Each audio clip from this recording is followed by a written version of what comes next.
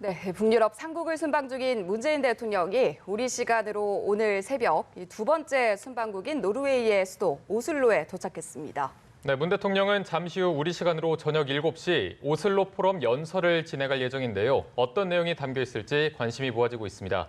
네, 오늘의 시간 신범철 아산정책연구원 안보통일센터장과 함께 전망해 보도록 하겠습니다. 어서 안녕하십니까? 오십시오. 예, 안녕하십니까? 네, 예고해드린 대로 잠시 후에 문 대통령이 오슬로 포럼 연설을 진행할 예정인데 앞서서 이 오슬로 포럼이 어떤 회의체인지 좀 이해하고 가면 좋을 것 같거든요. 설명 부탁드릴게요. 이게 노르웨이를 대표하는 국제 포럼이라고 보시면 될 것 같고요. 요즘에는 각 국가들이 자기 나라를 대표하는 포럼을 갖고 있습니다. 스위스의 다보스 포럼, 예. 우리나라도 제주 포럼이 있는데 오슬로 포럼은 노르웨이 외교부하고 제네바에 있는 NGO 기구죠. 센터 포 휴머니테리안 다이얼로그, 인도주의 대화를 위한 센터라는 기구가 이렇게 힘을 합쳐가지고서는 매년 개최하는 회의고, 코피 아난 전 유엔 사무총장이나 지미 카터 전 미국 대통령과 같이 국제적인 저명 인사들이 기조연설을 통해서 그 어떻게 보면은 그 해 포럼의 기조를 잡는 그러한 역할을 하는데, 이번에 문재인 대통령께서 연설을 하시면서 한반도 평화와 관련된 메시지를 전달하실 것으로 예상하고 있습니다. 네. 이번에 문 대통령이 북유럽 3개국 순방을 준비하는 과정에서 스웨덴, 그러니까 마지막 방문국이고요. 지금 노르웨이 오슬로 대학 기조연설 이 두 가지 연설을 가장 중요한 일정으로 꼽았는데 특별한 의미가 더 있을 것 같은데 의미도 한번 짚어주시죠. 예, 지금 문재인 대통령께서 발신하려는 메시지가 한반도의 평화 메시지잖아요. 예. 그런데 의미가 있는 거죠. 노르웨이는 노벨 평화상을 갖다가 오슬로에서 시상을 하는 것이고, 스웨덴 같은 경우에는 사실은 북한이 고립되어 있을 때 북한과 미국 간의 그 외교 관계를 갖다가 주선하는 그런 역할을 했습니다. 아직도 북한과의 관계가 매우 좋고요. 예. 그렇기 때문에 두 장소에서 아마 나누어서 메시지를 전달하실 거라고 생각해요. 네. 이번이 첫 연설이니까 보다 좀 포괄적인 평화의 개념이라든가 그런 것을 말씀하시고, 스웨덴에 가서 보다 구체적인 아젠다들을 말씀하실 거라고 생각되는데, 그것을 통해서 하나로 묶어보면은 지금 대화가 교착되어 있는 상황에서 우리나라가 북한에 전하고 싶은 메시지를 잘 전할 것이다. 그렇기 때문에 의미가 크다고 평가합니다. 네, 노르웨이 오슬로라는 장소도 상당히 의미가 큰 것으로 전해지고 있는데 어떤 의미가 있습니까? 예, 말씀드린 것처럼 노벨상을 하는데 예. 평화상만큼은 스웨덴이 아니라 노르웨이에서 이렇게 시상을 하죠. 네네. 우리 김대중 대통령께서도 노벨 평화상을 오슬로에서 받으셨고, 그렇기 때문에 아마 이 한반도하고 관련된 부분도 이렇게 어떻게 보면 상징적인 의미가 있다고 보고요. 그런 곳에서 연설을 하시기 때문에 청와대에서도 꼼꼼히 준비하셨을 것이고, 예. 대통령께서도 기대가 크실 거라고 생각합니다. 네. 이번 연설의 의미도 그렇고 장소도 그렇고 굉장히 많은 좀 뜻이 담겨 있을 것으로 보이는데 가장 중요한 건 이번 문 대통령의 연설 내용 아니겠습니까? 구체적인 내용이 좀 어떤 식으로 풀어질지 많은 분들이 주목하고 계실 텐데 좀 어떤 식으로 내용이 전개될 거라고 예상을 하시나요? 이제 가기 전에 약간 언급되었던 것은 결국 이 노르웨이에선 보다 좀 포괄적인 개념, 그리고 예. 스웨덴에서 구체적인 아젠다를 말씀하시겠다고 하니까 대통령께서 생각하는 평화란 무엇인가, 이런 부분에 있어서 오늘 연설이 좀 이루어지지 않을까 싶습니다. 네. 그런 부분을 아마 잘 전달하실 거라고 생각하고요. 결국에는 이제 따로 나누어서 볼 필요는 없는 것 같아요. 오늘 메시지와 다음에 있을 스웨덴 메시지를 함께 봐서 우리가 북한에게 전하는 말이다, 이렇게 생각하면 될 것 같고요.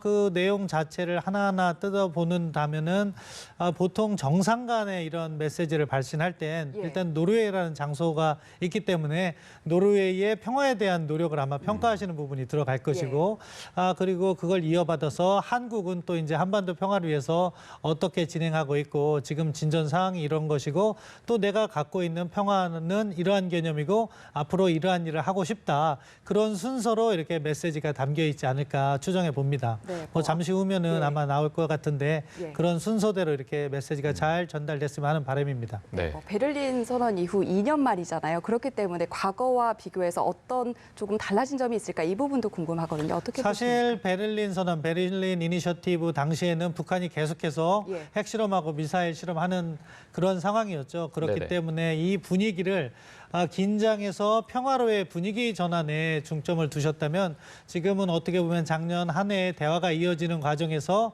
다시 대화가 원점으로 돌아가 있지 않습니까? 예. 그렇기 때문에 이러한 대화를 이어가고자 하는 약간 더 구체화된 내용이 담겨 있을 가능성이 높다고 전망합니다. 네, 네. 의미 있는 날 공교롭게도 오늘이 싱가포르 북미 정상회담 1주년입니다. 이 북미 정상 간의 친서 소통 소식도 전해졌는데 오늘 문 대통령이 이와 관련된 언급을 좀 할지 이 부분에도 관심이 쏠리거든요. 아마 그런 사안 하나를 따로 이렇게 뽑아가지고 연설하시지는 않을 거예요. 예. 전반적인 큰 틀에서의 메시지를 이렇게 전달하실 거고, 제가 듣기로는 연설을 하신 다음에 질의응답이 네. 있다고 하는데 네. 그 과정에서 그 문제가 나올 가능성은 있기 때문에 대통령께서도 아마 마음의 준비는 하고 계실 거라고 생각합니다. 아무튼 뭐 오늘이 싱가포르 정상회담 1주년이 됐고 때마침 김정은 위원장이 트럼프 대통령에게 친서까지 보내서 어떻게 보면은 약간 괴리된 연설이 될 뻔했는데 예. 서로 이 국제 정세와 부응하는 연설이 됐다는 점에서는 아주 상황이 적절하다 그렇게 평가할 수 있고요.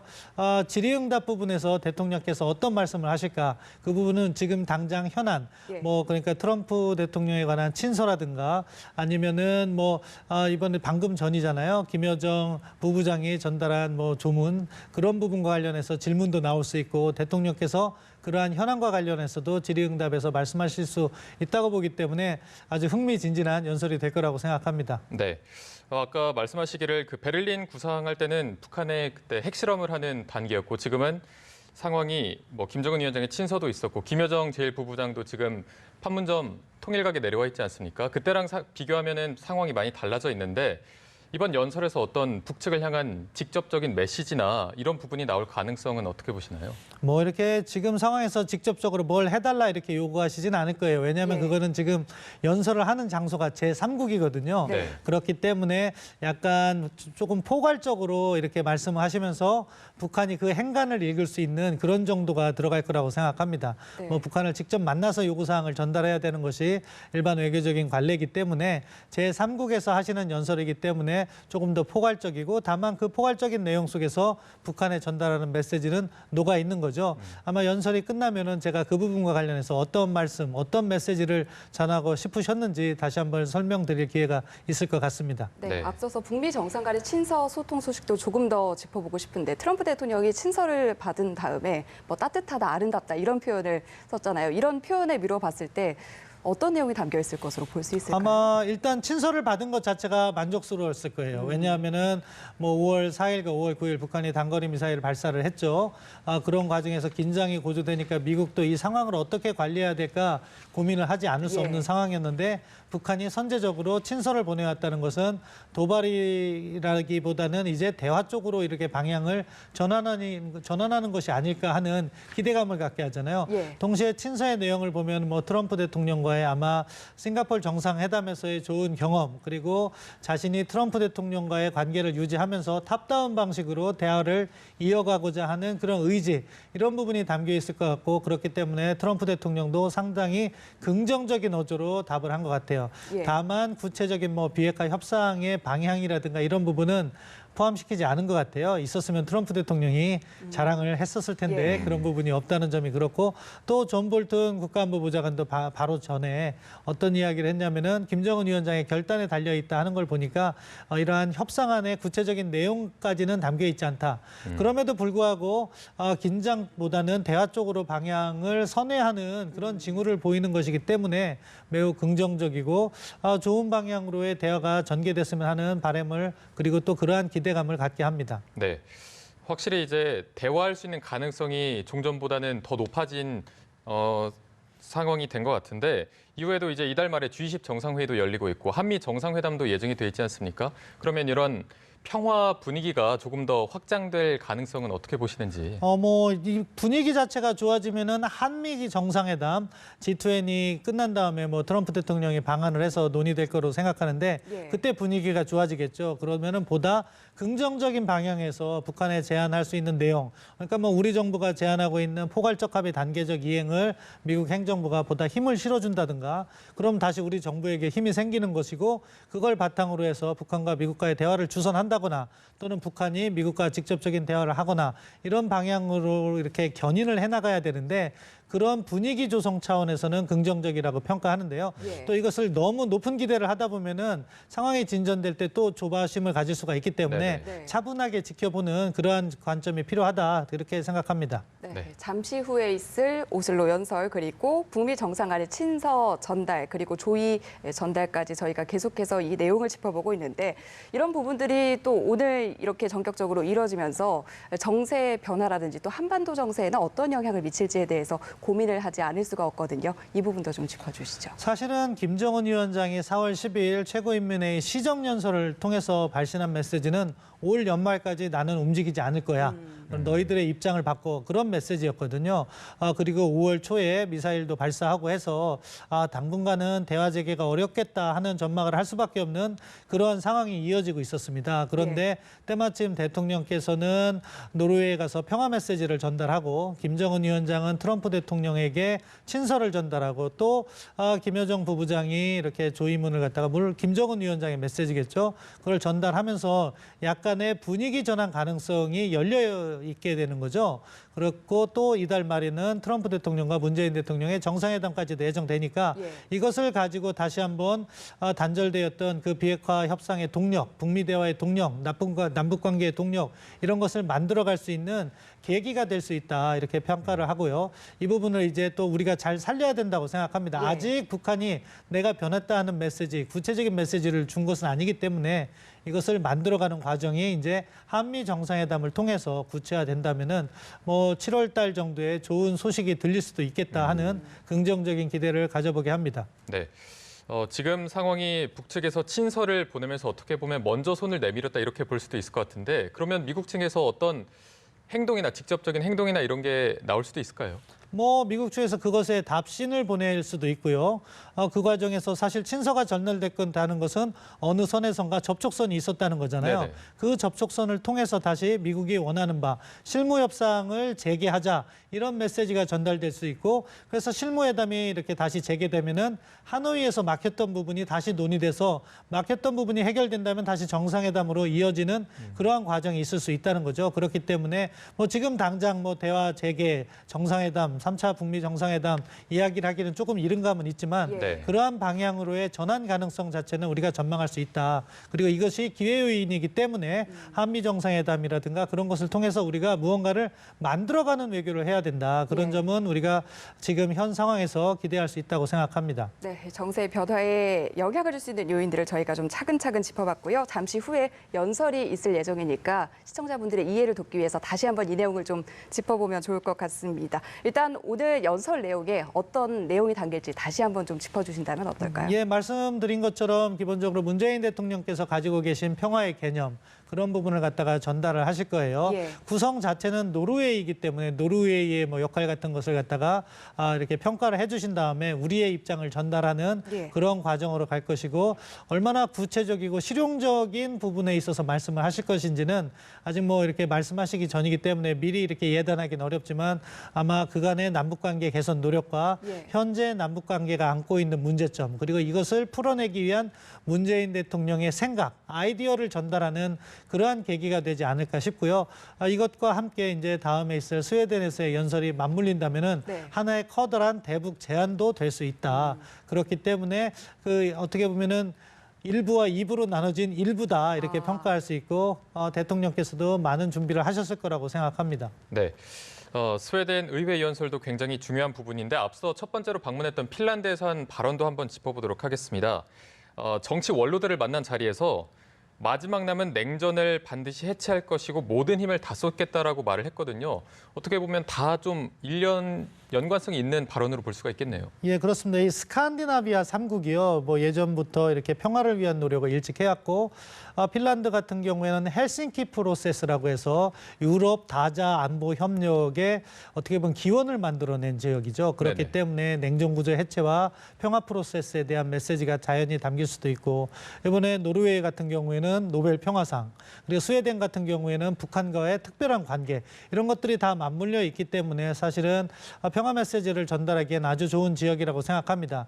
또 전 세계 어느 국가들보다 이들 나라들이 이러한 평화에 대한 노력에 대한 반응이 좋아요. 그렇기 네. 때문에 우리 문재인 대통령의 메시지에 대해서 현지 언론이라든가 현지 전문가들의 호평이 있을 거라고 생각하고요. 예. 이런 걸 통해서 사실 이 문재인 대통령의 말씀 하나로 북한이 바로 변하겠습니까? 예. 시간이 좀 걸리는 과정은 있을 거지만 다만 그 지역에 대한민국이 평화 애호국이다 하는 점은 확실히 각인시킬 수 있는 좋은 기회라고 생각합니다. 예. 네. 네, 전반적으로 어떤 내용들이 담길지와 함께 포괄적인 전반적인 사항들을 좀 짚어봤고요. 오늘 오슬로 연설, 잠시 후에 있을 연설뿐만 아니라 조의 전달이라는 의미 있는 뭔가 북미 관계 그리고 남북 관계에 있어서 어떠한 변화의 모멘텀이 될 수 있는 일들이 오늘 많았는데요. 지금 화면을 함께 보시면 김 위원장이 고 이호 여사 별세 관련해서 조문단을 보낸 화면을 잠시 보여드렸습니다. 네. 네, 그리고 잠시 후에 연설이 진행될 것으로 보입니다. 화면을 통해 보시는 것처럼 문 대통령 내외 그리고 국왕 내외가 연설장으로 입장하고 있는 모습 그리고 기립박수를 받고 있는 모습을 화면을 통해 보고 계십니다. 네, 잠시 후에 연설이 있을 것으로 보이는데요. 지금은 어떤 장면으로 좀 읽을 수가 있을까요? 이제 연설장에 입장을 하는 거죠. 예. 그렇게 해서 이제 아마 문재인 대통령에 대한 소개가 있을 거예요. 그리고 그 소개가 끝나면 문재인 대통령께서 단상에 올라가서 연설을 하시게 될 거라고 예. 생각합니다. 이제 다 자리에 자정을 했기 때문에 사회자가 이제 오늘 회의의 의미가 어떠한 것이다. 그리고 문재인 대통령의 업적에 대해서도 보통 이야기를 해줍니다. 그래서 예. 문재인 대통령께서 취임하신 다음에 한반도 상황에 이러이러한 변화가 있었는데 오늘 그것과 관련해서 좋은 연설을 해주실 것이다 하면은 이제 그것과 함께 문재인 대통령께서 단상에 오르시고 주변에서는 또 기립박수를 보내겠죠. 예. 그리고 이제 연설로 이어지는 그러한 과정이라고 생각합니다. 이제 회의장 정리가 된 것 같아요. 그럼 예. 바로 곧이어서 사회자가 이야기를 할 거기 때문에 아마 현장 마이크를 켜주시는 게 좋을 것 같다고 생각하는데요. 네. 바로 준비가 될 거라고 생각합니다. 네, 사회자의 진행. 지금 이 시각 노르웨이 오슬로 대학의 장면을 보고 계시고요. 앞서 이제 문 대통령 내외 그리고 국왕 내외가 입장하는 모습을 함께 보셨습니다. 잠깐 순서를 조금 설명해 드리면 노르웨이 외교부 장관의 먼저 소개 말씀이 있겠고요. 그다음에 이제 문 대통령이 한 25분 정도에서 30분 정도 기조 연설이 예정이 돼 있고요. 질의응답이 한 10분에서 15분 정도 예정이 돼 있는데 노르웨이 외교부 장관은 질의응답을 따로 하지 않는 것으로 보이네요. 이곳의 주인공은 오늘은 문재인 대통령인 거죠. 네네. 그렇기 때문에 문재인 대통령께 질의응답이 이어지는 그러한 과정이 있을 거라고 생각하고 제가 말을 여기서 끊는 게 좋을 것 같은데 아무튼 그렇기 때문에 노르웨이 외교부 장관은 가능하면 짧게 이야기할 겁니다. 네. 사실 대통령의 연설을 앞두고 전격적인 선언이라든지 제안이 있을 것이냐 이런 해석들이 나오는데 오늘은 오늘은 아닐 거라고 생각합니다. 뭔가 예. 제안을 하신다고 하더라도 정상회담을 다시 한번 갖자는 제안이나 그런 걸 하더라도 스웨덴에서 하실 가능성이 높다고 보고요. 오늘은 전반적인 또 평화 구축 노력 네. 그리고 문재인 대통령께서 가지고 계신 평화의 개념 이런 부분을 잘 전달하는 데 집중하시지 않을까 생각합니다. 네. 지금 오슬로 포럼이 본격적으로 진행되면서 지금 사회자 로라 비커 지금 포럼이 진행되는 부분으로 보이고요. 이제 계속해서 외교부 장관고 나와서 연설할 것으로 보이고 그다음에 이제 문 대통령이 나와서 연설을 할 것으로 보입니다. 질의응답 같은 경우에는 굉장히 좀 자유롭게 진행이 되는 편인가요? 어떻습니까? 예, 자유롭게 진행될 것이고 아마 2년 전에 문 대통령께서 베를린에서 했던 질의응답을 생각하시면 될 것 같습니다. 네네. 동시 통역으로 진행되면서 질문을 하시면 대통령께서 바로 그것을 이해하시고 즉시 답변을 해주시는 그런 과정이 예상되기 때문에 더군다나 트럼프 대통령의 친서도 있었고 김여정 부부장의 조문 그런 문제도 있었고 했기 때문에 현지에서도 상당히 그런 부분을 질문할 가능성이 높다 그렇게 생각합니다. 네, 잠시 후에 연설이 진행될 것으로 보이고 지금 오슬로 대학은 상당히 숙연한 분위기 속에 포럼이 진행되기에 앞서서 진행을 하고 있는 모습을 함께 보고 계십니다. 앞서서 이 오슬로 포럼이 무엇인지 좀 설명을 해주셨는데요. 시청자분들의 이해를 돕기 위해서 오늘 어떤 의미가 있고 또 이 포럼은 어떤 회의체인지 어땠는지 좀 설명 부탁드릴게요. 예, 앞서 말씀드린 것처럼 노르웨이의 간판 포럼이다 이렇게 보시면 될 것 같고 노르웨이 외교부와 그리고 제네바에 근거를 둔 인도주의 대화를 위한 센터와 이렇게 협력을 해서 매년 개최하는 국제 포럼입니다. 그렇기 때문에 노르웨이에서는 상당한 관심을 두고 있고 문재인 대통령께서 연설해 주시는 것을 상당히 반길 것이라고 생각하고요. 지금 영어로 들리는 것이라 제가 잠깐 들은 걸 말씀드리면 노르웨이 외교장관이 문재인 대통령 취임 이후 평화 노력을 어떻게 해왔는지 그 부분에 대해서 지금 설명을 하고 있더라고요. 그래서 평창 올림픽을 계기로 해서 새로운 대화의 장을 열어 나가셨고 그래서 이러한 한반도에 평화가 오고 있다 그런 이야기를 하고 있고 그래서 그런지 방금 전 문재인 대통령께서 동시통역으로 들으시는데 상당히 흐뭇한 표정을 지으시네요. 아마 그러한 한국의 평화 노력, 문재인 대통령의 노력을 평가한 다음에 문재인 대통령을 모시는 그런 과정으로 가고 있다고 생각합니다. 네, 문재인 대통령의 오슬로 연설에 이어서 질의응답 들으셨고요. 이어서 박지원 의원의 조임은 낭독까지 현장 연결해서 보고 오셨습니다. 오늘 좀 유의미한 내용들이 많은데 먼저 오슬로 연설에 대한 내용을 짚어보면 좋을 것 같습니다. 일단 연설 내용에 집중해서요. 전반적으로 어떤 내용이 담겼고 어떻게 평가하시는지 궁금한데요. 예, 앞서 설명드린 것처럼 문재인 대통령께서 생각하시는 평화의 개념 그것을 잘 정리하셨다 이렇게 생각합니다. 첫 번째 메시지 앞에 여러 가지 한 노르웨이 관계나 노르웨이의 그 역할 이런 부분은 넘겨서 핵심 메시지로 바로 들어간다면은 두 가지예요. 일상을 바꾸는 적극적 평화다. 하나는 그것은 뭐냐면은 남북한 주민들의 생활이라든가 접경 지역 문제 이렇게 해서 실질적인 평화가 구축돼서 이것이 단지 갈등의 적극적 평화와 소극적 평화 이론이 있는데 전쟁이 없는 상태라는 소극적 평화를 넘어서 남과 북이 교류하고 실질적으로 평화가 구조화되는 그러한 적극적 평화를 만들겠다는 메시지가 첫 번째 메시지였고요. 두 번째 메시지는 이웃국과의 분쟁과 갈등을 조정하는 평화를 이야기하셨어요. 그러면서 노르웨이가 오슬로 평화협정, 이스라엘과 팔레스타인 분쟁을 조정했던 그런 역할을 갖다가 강조하시면서 우리도 그러한 역할을 하겠다. 그것이 이제 철도 공동체를 이야기하신 건데 이게 무엇이냐? 단순히 남과 북을 넘어서 지금 동북아시아의 긴장이 고조되고 있기 때문에 우리가 철도 공동체를 동북아 철도 공동체를 제안한 것처럼 영내의 긴장을 해소하고 평화를 구축하겠다는 조금 더 적극적인 의미의 평화를 내놓으셨다고 생각합니다. 이러한 개념에 기초해서 앞으로 계속해서 대북 평화라든가 주변 국가의 긴장 해소 이런 부분에 역할을 하실 것을 이렇게 내용에 담으셨다 그렇게 평가합니다. 네. 연설이 끝나고 나서 기자의 질문이 좀 있었는데 예정된 시간보다 조금 더 오래 진행이 됐고요. 또 노르웨이 외교장관도 좀 질의하는 시간을 가졌습니다. 여기에서 좀 유의미한 내용이 나온 게 있나요? 상당히 재밌는 내용이에요. 저는 이 연설보다도 이 질의응답이 더 재밌는데요. 첫째, 친서 알았느냐, 내용은 무엇이냐, 우리 정부가 다 파악하고 있다는 걸 자신감 있게 말씀하셨던 거죠. 그런 부분에 있어서 한미 공조는 잘 진행되고 있다고 믿고 있고 그런 부분에 있어서 대통령께서도 적시에 정달을 받으신 것 같아요. 다만 이제 김정은 위원장과의 정상회담 가능성, 그래서 질문 자체가 트럼프 대통령과의 이달 말 정상회담 이전에 남북 정상회담 가능성이 있느냐? 대통령께서는 열려 있다고 말씀하셨고 그 결심은 김정은 위원장의 결단에 달려 있다. 언제든 어느 장소에서든 만나실 의향이 있다. 이거는 정말로 북한에 전달하는 메시지가 될 수 있을 것 같아요. 세 번째는 김정은 위원장이나 트럼프 대통령에게 전달할 메시지가 있느냐 이야기를 하셨는데 대통령께서 이거는 또 제3국이 걸려 있는 거기 때문에 약간 말씀을 주저하신 것 같아요. 그래서 조기에 만나라 이 이야기만 하셨어요. 사실은 조금 더 마음을 더 적극적으로 개진하셨다면 우리 정부가 이야기하고 있는 소위 말하는 굿이너프 딜 그러니까 포괄적 합의와 단계적 이행 그러니까 북한은 포괄적 합의를 좀 수용하고 미국은 단계적 이행을 조금 더 유연하게 해라 이 말씀을 속으로는 하고 싶으셨을 텐데 그 이야기를 하지 않으시고 조금 더 일찍 만나라는 식으로 이렇게 원론적인 말씀하셨는데요. 그 다음에 노르웨이 외교장관이 노르웨이가 평화를 많이 주선해 봤는데 어떠한 것들이 중요하냐 했는데 대통령께서 좋아하시는 말씀이 많이 들어있고 또 우리 정부에게 주는 교훈도 들어있더라고요. 먼저 가장 이렇게 우리 문재인 대통령을 치하한 부분은 마지막 부분이에요.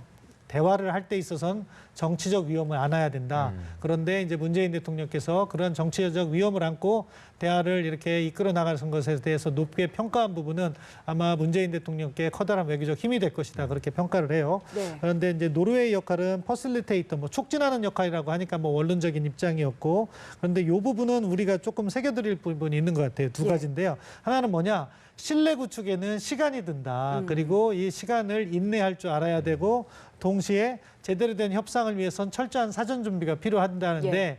지금 요거는 우리가 이제 탑다운 방식을 추진하고 있고 약간 빠른 시기에 뭔가를 하고 싶어 하는 부분이 조금 더 우리가 여유를 가져야 된다는 그러한 문제의식을 가진 필요는 있다고 생각합니다. 네. 그리고 마지막은 정부가 바뀌어도 노르웨이는 이러한 대화 노력을 지속했다. 이것은 네. 우리가 정부를 떠나서 북한과의 대화 노력을 지속하고 또 우리의 튼튼한 안보도 하는 그런 어떻게 보면은 커다란 국민적 공감대를 형성해야 되는 과제가 있다. 이런 부분까지 포함하면은 이번 질의응답은 상당히 의미가 있고 문재인 대통령의 그러한 업적을 평가하면서도 우리가 예. 앞으로 추진해 나가야 될 새로운 조언도 얻었다. 그렇게 평가합니다. 네, 연설문 내용에 이어서 질의응답의 중요한 내용들을 차근차근 짚어주셨는데요. 다시 연설문 내용으로 돌아가서요. 문 대통령이 새로운 비전이나 지금 뭐 선언이 필요한 것이 아니라 이해와 신뢰를 깊이 하고 대화의 의지를 확고히 하는 게 더 중요하다. 이같이 밝혔습니다. 이 내용에 대해서는 어떻게 들으셨습니까? 예, 매우 적절한 표현이라고 예. 생각합니다. 사실은 대통령께서 모든 역대 대통령께서 어느 해외에 가서 무슨 이야기를 하면 마치 선언이라든가 이런 이름을 붙여가지고서 그것을 갖다가 과대 포장을 해왔던 것이 사실입니다. 예. 그런데 그런 것보다는 사실 실용적인 게 필요하잖아요. 그러니까 그러한 관점에서는 이번 뭐 오슬로 선언 이렇게 하지 않고 이것을 갖다가 그러한 이름보다는 대화를 촉진하는 실용적인 접근을 하겠다. 그런 취지에서 하신 말씀으로 이해가 됐고 예. 지금 뭐 남북 관계에서 어떠한 선언이 없어서 진전이 안 되는 게 아니잖아요. 그런 측면에서는 이렇게 실용적인 접근을 한다는 것이 바람직하다고 생각합니다. 네. 지금 뭐 북한과 미국의 대통령도 지금 이 연설을 주의 깊게 봤을 것 같은데 특히나 마지막 질의응답에서 뭐 문 대통령이 해줄 말이냐 이 부분에서 더 좀 주목을 해서 봤을 것 같은데 이후에 공개적인 어떤 반응이 나올 가능성이 있을까요? 뭐 문재인 대통령의 연설에 대해서 또는 질의응답에서 바로 반응하진 않을 겁니다. 예. 다만 김정은 위원장에게 정상회담 하자는 메시지를 뭐 사실상 공개적으로 던진 것과 마찬가지이기 네. 때문에 김정은 위원장이 나름 고심을 할 거라고 생각합니다. 네. 뭐 4월 12일 그 최고인민회의 시정 연설에서는 연말까지는 기다리겠다는 메시지를 했지만 이왕에 친서도 트럼프 대통령에게 보냈으니까 남북 정상회담도 한번 개최해서 무언가 새로운 모멘텀을 만들면 남북 정상회담에서 한미 정상회담으로 이어지고 다시 그것이 북미 정상회담으로 이어지면서 끊겼던 대화가 재개되는 그러한 모멘텀을 좀 확보했으면 하는 바람입니다. 네, 네. 이런 일련의 상황들이 사실 북미 대화 재개라든지 이런 상황들로 좀 이어질 수 있을지에 대한 기대도 나오고 있는데 어떻게 보고 계십니까? 사실은 아직은 뭐 김정은 위원장의 구체적인 메시지가 전달되지 않고 있고 예. 그리고 오늘까지도 북한 관영 매체라든가 보면은 커다란 입장 변화는 보여주지 않고 있어요. 그렇기 예. 때문에 지금 뭐 연설 때문에 뭐 바로 이렇게 대화가 재개되고 성과가 있을 것이다 예단하기는 어려운데 앞서 노르웨이 외교장관 이야기한 것처럼 우리가 네. 올바른 방향성을 가지고 있다면은요 이러한 것들이 하나하나씩 벽돌을 쌓아가는 과정이라고 생각합니다. 네. 그러한 벽돌을 쌓다 보면 벽이 만들어지는 것이고 집이 지어지는 거 아니겠습니까? 따라서 이번 오슬로 연설 하나로 바로 뭐 지금 경색되어 있는 남북 관계라든가 뭐 미북 관계를 바로 전환시키진 않겠지만 이것을 전환시키는 분위기 조성에 기여를 할 수 있다. 예. 그렇게 믿고요. 그런 것들이 가능하면 조속한 시기에 성과를 내기를 기대해 봅니다. 네. 앞서 저희가 김정은 위원장의 조의문을 낭독하는 장면도 함께 보여드렸는데 그 내용 중에 하나가 자주 통일과 평화 번영의 길로 나아가고 있는 현 북남 관계라고 했거든요. 현재 관계를 긍정적으로 보고 있는 것 같은데 지금 이 연설 후에 북한의 태도 변화에 대해서는 어떻게 예상을 하시나요? 네, 뭐 말씀드린 것처럼 지금 북한이 여러 가지 고민을 하는 것 같아요. 그러니까 어떻게 보면 조문단을 보내지 않고 네. 김여정 부부장을 통해서 판문점에서 이렇게 조의문과 조화를 보낸 것 역시 지금 자신들의 입장이 구체화되지 않았기 때문에 고위급 조문단이 왔을 때는 자기들의 입장을 밝혀야 되잖아요. 예. 그런 것을 회피하기 위함이라고 생각하는데 이 의사결정 과정에 있다고 봐야 되는 것이고 그런데 이제 뭐 북한에 조언을 한다면은 사실은 문재인 정부만큼 북한에게 우호적인 정부를 기대하면 안 된다. 그렇기 때문에 사실 지금이 김정은 위원장에게는 기회라고 생각합니다. 그러한 기회를 잡아서 사실은 북한의 요구 사항도 우리 정부가 미국과 협조해서 얼마든지 들어줄 의향이 있기 때문에 그러한 부분에서 불신을 버리고 우리 정부가 요구하고 있는 포괄적 합의와 단계적 이행을 하겠다는 메시지만 전달된다면은 북한이 원하는 싱가포르 정상회담에서 합의한 내용이 북한이 지금 상당히 강조하고 있는데 그 내용이 무엇입니까? 북미 관계 개선, 평화체제 구축, 그리고 비핵화, 유해 송화는 사실 한가지 떨어져 놓을 수 있는 문제라고 보기 때문에 그 세 가지 문제를 한꺼번에 풀 수 있는 좋은 기회다. 그렇기 때문에 김정은 위원장의 전향적인 결단을 기대하리고 그래서 문재인 대통령께서도 언제 어디서든 만날 것이고 김정은 위원장의 결단을 기다린다 하는 메시지를 발신하신 것으로 생각합니다. 네, 말씀해 주신 것처럼 그 질의응답에서 나왔던 내용이었죠. 한미 정상회담 전에 김정은 위원장을 만날 수 있냐, 만날 가능성에 대해서 어떻게 보냐 이런 질문도 했었는데 그러면 이제 김 위원장한테 선택을 넘긴 만큼 조만간 답신이나 그런 게 올 수가 있을까요? 왔으면 하는 바람인데 올지는 사실 모르겠습니다. 네. 지금 아까 말씀드린 대로 북한이 그러한 부분에 있어서 고민을 하는 과정이라고 평가합니다. 다만 작년을 한번 되새기면은 작년에 보면은 갑자기 2차 정상회담은 준비 이틀 만에 판문점에서 개최되지 않았습니까?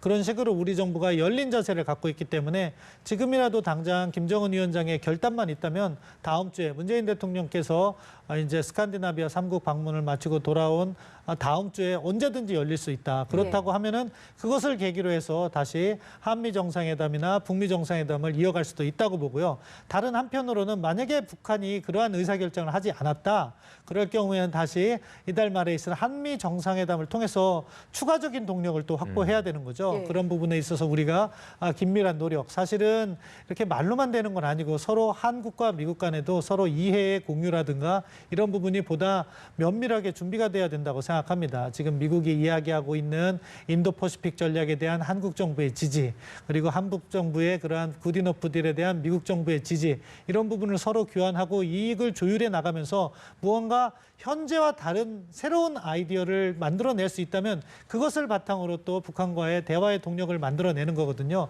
따라서 이러한 부분에 있어서 우리 정부가 외교적인 노력을 조금 더 적극적으로 할 필요가 있다고 보고요.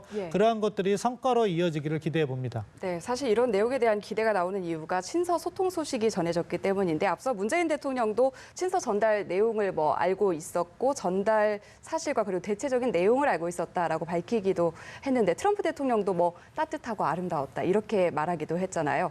전반적으로 어떤 내용이 좀 담겨 있을 것으로 보시는지 그리고 북미 대화라든지 남북미 대화 국면에 어떤 영향을 미칠지 짚어주시죠.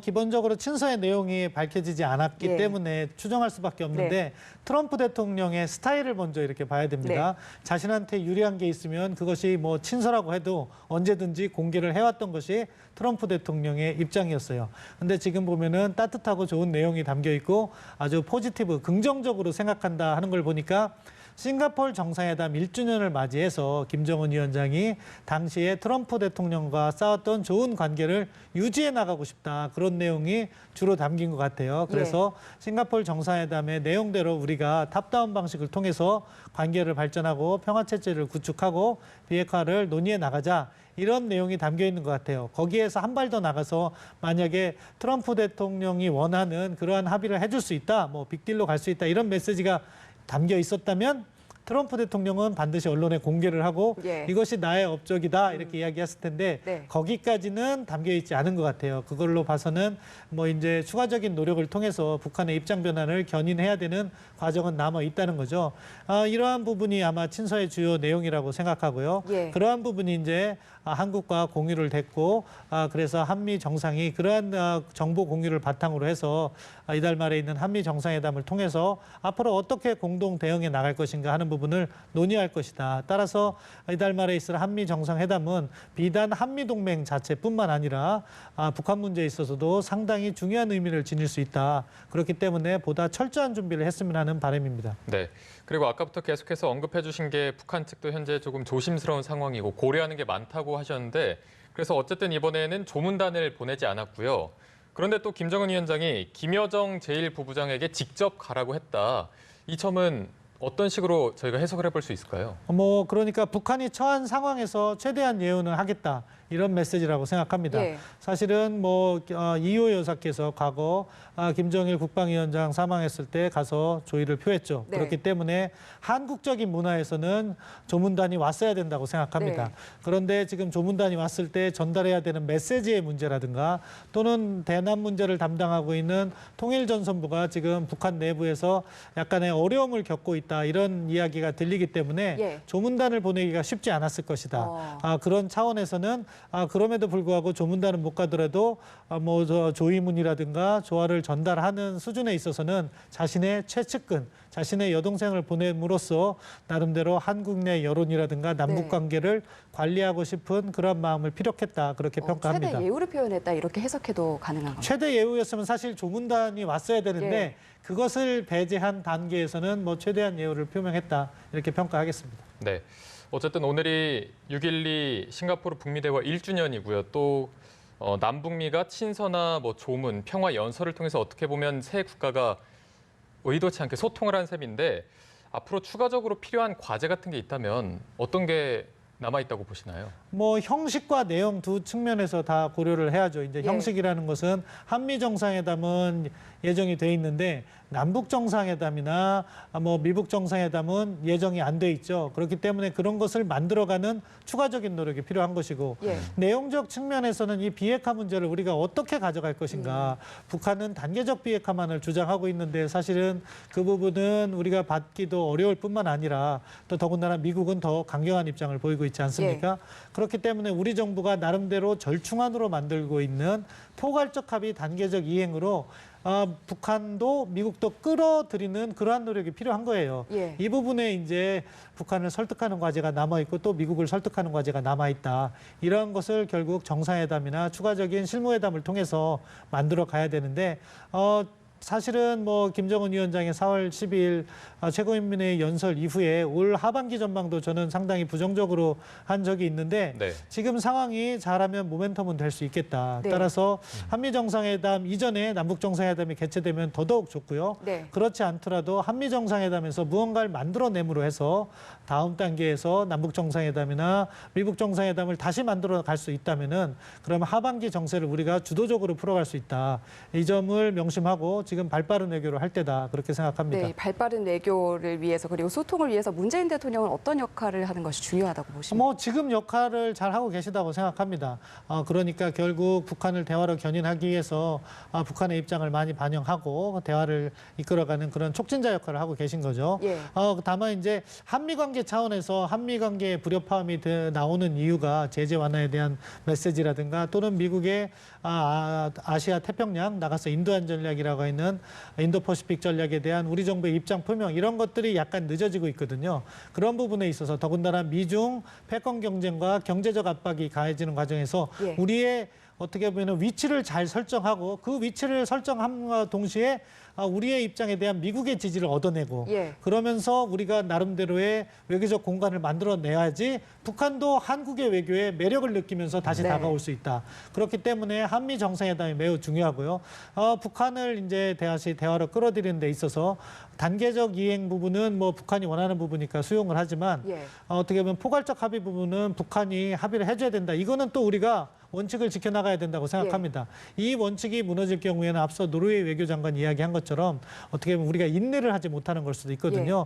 그렇기 때문에 그 부분에 있어서는 단호한 메시지를 던지되 북한이 이야기하고 있는 정의용 특사께서 작년 3월 6일 날 평양을 처음 방문하고 온 다음에 이야기한 것이 위협이 해소되고 체제가 보장되면 비핵화하겠다니까 예. 위협이 해소되고 체제가 보장된다는 확실한 메시지를 줘야겠죠. 네. 그것을 갖다가 포괄적 합의에 담을 수 있으니까 걱정하지 마라 하면서 북한을 견인해내는 그러한 부분이 또 우리가 적극적으로 전개해야 될 또 하나의 과제다. 따라서 지금 한 달 사이에 있지만 과거 하지 못했던 이러한 일들을 하려면은 지금 엄청 바빠요. 예. 그렇기 때문에 우리 정부가 보다 긴밀한 노력, 긴밀한 협조 노력과 발빠른 행보 그런 것을 했으면 하는 바람입니다. 네, 구체적인 방법론에 들어가서 이 남북 대화, 그러니까 앞서 질문에서도 나왔는데 트럼프 대통령이 지금 한국을 찾기 이전에 북미 대화 이전 그리고 이 남북미 대화 이전에 남북 대화의 물꼬가 트이려면 우리 정부는 어떤 역할을 해야 할 것인가 이 부분에 대해서 좀 더 깊이 들어가고 싶은데요. 남북 대화 노력은 방금 전에 문재인 대통령께서 말씀하신 것처럼요. 예. 우리 정부는 다 하고 있어요. 노력을. 예. 대화의 모든 문을 열어놓고 인도적 지원까지 하면서 북한을 대화로 견인하려는 노력을 하고 있는 거죠. 네. 결국 김정은 위원장의 선택에 남겨져 있는 건데 우리가 더 추가적으로 할 노력은 저는 별로 없다고 생각합니다. 예. 그렇지만 우리가 추가적인 노력을 함에 있어서 우리가 조금 더 매력을 지니려면 나름대로 외교적 융통성을 가져야 되는 거죠. 그거는 우리 혼자 힘으로 되는 것이 아니라 미국과의 공조와 미국의 어떻게 보면 지원, 그러니까 우리 정부의 포괄적 합의 단계적 이행에 대한 미국 정부의 지원, 그러면은 그것이 또 새로운 외교적 공간을 창출할 수 있는 부분이 되거든요.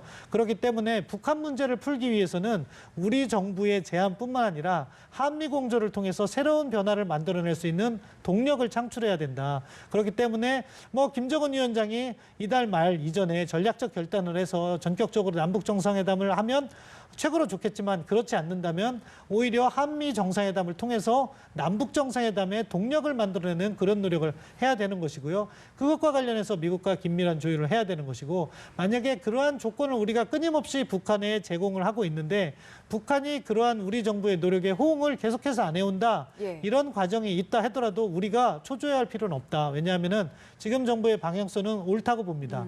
차라리 초조해서 우리가 흔들리면은 그것이 어떻게 보면은 잘못된 외교적 행보로 갈 수 있고 한미 간의 갈등이나 국제사회에서의 고립을 우리가 스스로 자초할 수 있기 때문에 이러한 부분에 있어서 우리 정부가 올바른 방향성을 견지할 때는 인내할 수 있는 그런 힘도 보여줬으면 하는 바람입니다. 네.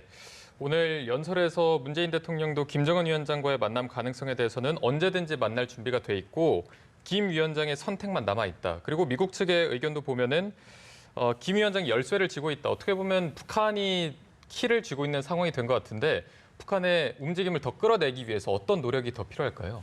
결국에는 뭐 가장 극단적인 입장은 지금 북한과 미국의 입장 아니겠습니까? 북한은 계속해서 단계적 비핵화만을 이야기합니다. 예. 네. 쉽게 얘기해서 이렇게 비핵화의 최종 상태와 그거 극쪽으로 가는 로드맵을 갖다가 합의를 안 해주겠다는 거예요. 예. 그걸 해줄 경우 북한이 끌려간다고 생각을 하는 것 같아요. 네. 그렇지만 또 반대편 미국은 빅딜을 원하면서 그거를 합의해주지 않으면은 북한이 요구하는 단계적 그런 이행도 우리는 해주지 않겠다는 거죠. 그런 양극단적인 입장을 보이고 있는 것이고 우리 정부는 나름대로의 절충안으로서 그러면은 북한은 전반적인 비핵화의 최종 상태와 그쪽으로 가는 로드맵을 보여주고 이행 자체는 북한이 원하는 단계적 이행, 그러니까 영변을 포기하면은 우리는 무슨 뭐 제재 완화라든가 아니면은 뭐 한미 동맹의 어떤 부분을 조정해 준다든가 하는 합의를 1단계에서 하고 그다음에 미공개 농축우라늄 시설이나 이런 게 있으면 2단계에서는 그것을 북한이 폐기하면은 뭐 연합군사훈련을 중단하고 또는 뭐 주한미군을 감축하고 이러한 협상을 하고 그리고 북한이 핵무기와 핵물질까지 모두 폐기해서 완전한 비핵화가 된다면은 뭐 그다음 평화협정까지 완전히 돼서 북한이 항상 이야기하고 있는 북미 관계 개선도 되고 평화체제도 구축되고 비핵화도 되는 그러한 그림에 합의를 해달라 할 수 있는 이야기는 우리는 해야 된다고 생각합니다. 네. 그 부분에 있어서 우리는 북한에게 신뢰를 주고 북한이 그러한 신뢰에 응답해서 그러한 로드맵에 합의를 해준다면은 이번 회담은 성공할 수 있다. 사실 작년에 그러한 협상이 안타깝게도 하노이의 결렬로 이루어진 것이 그러한 비핵화의 개념이라든가 최종 상태, 로드맵을 합의하지 않고 진행해왔던 바도 기인한 바가 크거든요. 네. 그렇기 때문에 이번 협상만큼은 정말 제대로 된 협상이 돼서 그간 우리가 이루지 못했던 비핵화와 평화체제 구축의 길을 정말로 열어갈 수 있으면 하는 그런 바람을 한번 해봅니다. 네, 네. 교착 상태에 있는 와중에 오늘 좀 유의미한 내용들이 많아서 좀 짚어볼 내용들이 많았는데요. 오늘 있었던 일련의 상황들이 좀 새로운 가능성을 여는 기회로 작용할 수 있을지 끝으로 한 말씀 부탁드릴게요. 뭐 가능성은 열려 있고 예. 가능성이 되기를 희망하는 거죠. 네. 그렇기 때문에 아마 북측에서도 연합뉴스를 계속 모니터링 할 거기 때문에 네. 우리 정부의 그러한 진정성을 받아들여서 조금만 문만 열면 북측이 원하는 것도 다 이루어질 수 있다. 예. 결국 김정은 위원장이 지금 강조하는 게 뭡니까? 자력갱생을 통해서 통해서 북한 주민들 잘 살게 하겠다는 거기 때문에 사실은 자력갱생만으로는 쉽지 않다. 그렇기 때문에 한국과의 협력을 통해서 그런 부분이 훨씬 더 빨리 촉진될 수 있다. 이 점을 좀 인정을 하고 대화로 다시 복귀했으면 하는 바람입니다. 예. 네, 알겠습니다. 지금까지 신범철 아산정책연구원 안보통일센터장과 함께했습니다. 오늘 고맙습니다. 잘 들었습니다.